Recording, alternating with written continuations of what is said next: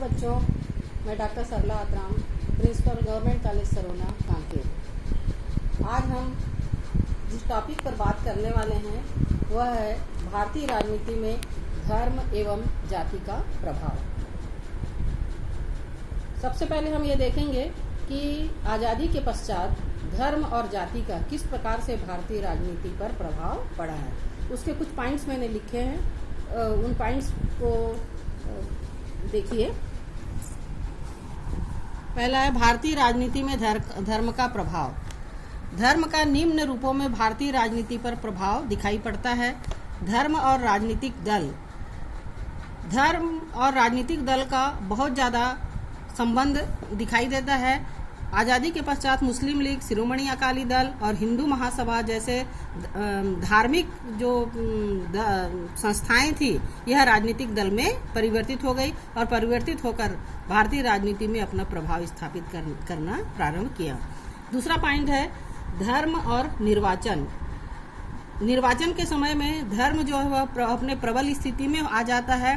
पंथ और संप्रदायों को महत्व दिया जाता है और निर्वाचनों के समय में इमामों और धर्म गुरुओं और पादरियों के साथ भी गठजोड़ करके निर्वाचन प्रक्रिया को प्रभावित करने का प्रयास किया जाता है।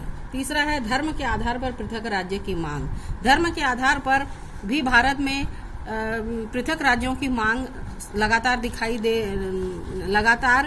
दिखाई पड़ रही है, जिसमें पंजाबी सूबा, सिंध प्रांत और नागालैंड इसके प्रमुख उदाहरण हैं।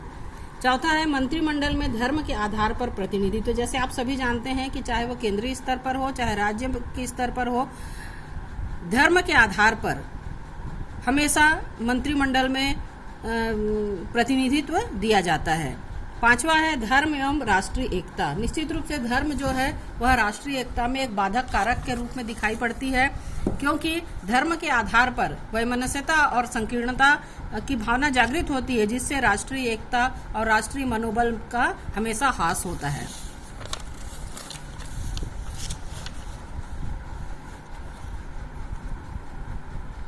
धर्म के दुष्परिणाम।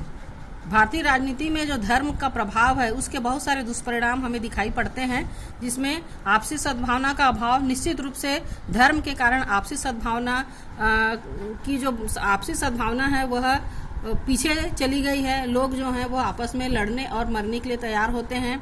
दूसरा है आपसी द्वेष। जातिगत आधार पर, धर्म के आधार पर यहाँ पर आपसी द्वेष, यहाँ पर हमेशा सांप्रदायिक आधार पर द्वेष दिखाई पड़ता है, जिसमें भाईचारा की भावना की कमी दिखाई पड़ती है।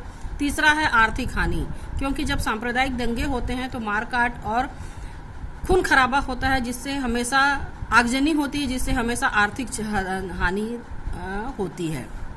चौथा है राष्ट्रीय एकता में बाधक। निश्चित रूप से इतने सारे जब समस्याएं हैं तो राष्ट्रीय एकता में धर्म एक बाधक के रूप में दिखाई पड़ता है। और पांचवा है संकीर्णता का विस्तार, क्योंकि सांप्रदायिकता जो है वो हमेशा संकीर्णता को बढ़ावा देती है और बढ़ावा देने के साथ साथ यह संकुचित भावना को या संकीर्णता की भावना को दिखलाती है। मैंने धर्म के दुष्परिणाम को दूर करने के लिए कुछ सुझाव रखे हैं, वे निम्न प्रकार के हैं। सरकार द्वारा किसी भी धर्म विशेष को प्रोत्साहित न किया जाए, सभी धर्म को सरकार के द्वारा एक नज़र से देखा जाए।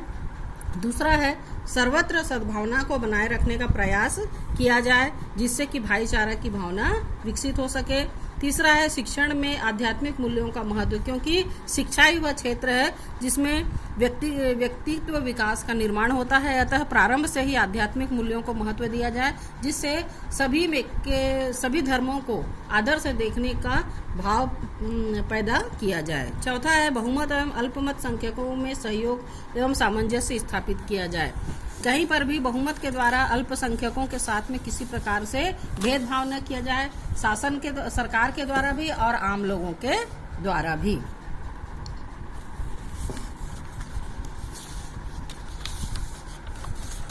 सभी के लिए एक समान एक रूप में लागू होने वाले कानूनों का निर्माण किया जाना चाहिए। और छठवां है धर्म निरपेक्षता को बढ़ावा दिया। जैसे हमारे संविधान में धर्म निरपेक्षता की स्थापना की गई है और धर्म निरपेक्षता को बढ़ावा देकर ही एक संपूर्ण राष्ट्र की स्थापना की जा सकती जो धर्म विहीन होगा और पंथ विहीन होगा और धर्मनिरपेक्षता के साथ में वह कार्य करेगा।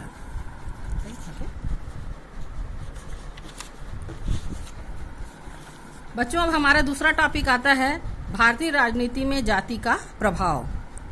पहला है जाति की विशेषताएं।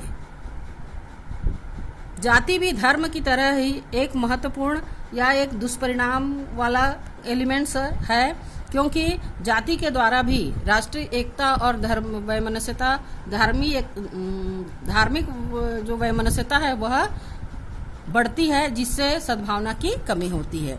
जाति की विशेषताएं, जिसमें पहला है जाति व्यक्ति को बांधने वाली कड़ी होती है। निश्चित रूप से जाति व्यक्तिगत रूप में व्यक्ति को बांधने वाली कड़ी होती है, क्योंकि उनके रीति रिवाज और उनके रस्म जो हैं वह एक जैसे होते हैं, विचार एक जैसे होते हैं, खान पान एक जैसा होता है। अतः व्यक्ति जो है समाज में जाति के आधार पर एक कड़ी के रूप में बंध जाता है। दूसरा, शिक्षा एवं शहरीकरण के बावजूद जातीय प्रभाव।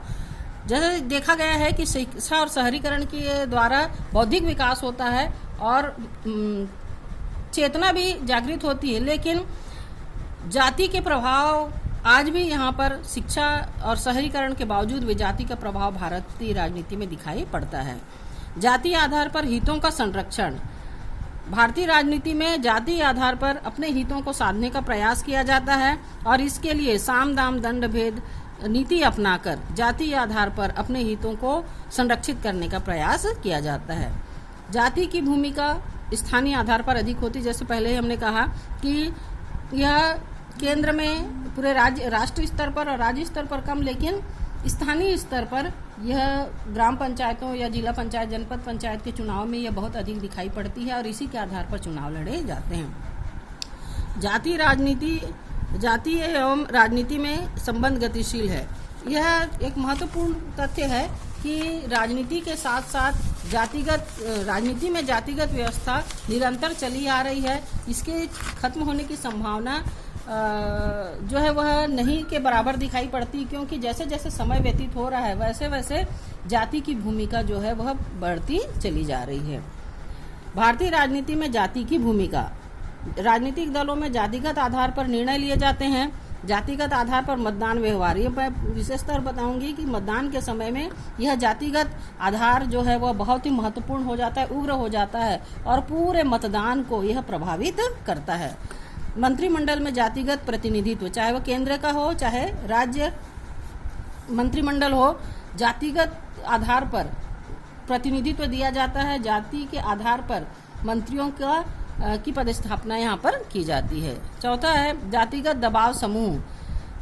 राजनीतिक दलों की तरह जातिगत दबाव समूह भी बहुत अधिक दिखाई पड़ते हैं। अपने हितों को साधने के लिए, अपने हितों को संपादित करने के लिए दबाव समूहों का निर्माण किया करते हैं और सरकार के ऊपर दबाव बनाकर अपने हितों को साधने का प्रयास करते हैं। स्थानीय राजनीति में जाति का वर्चस्व, जैसे पहले ही कहा मैंने कि स्थानीय स्तर पर जहां पर राजनीति का प्रारंभ होता है वहां स्थानीय स्तर पर जाति का बहुत ज्यादा वर्चस्व होता है और पूरा का पूरा चुनाव जो है वह जातिगत आधार पर लड़ा जाता है।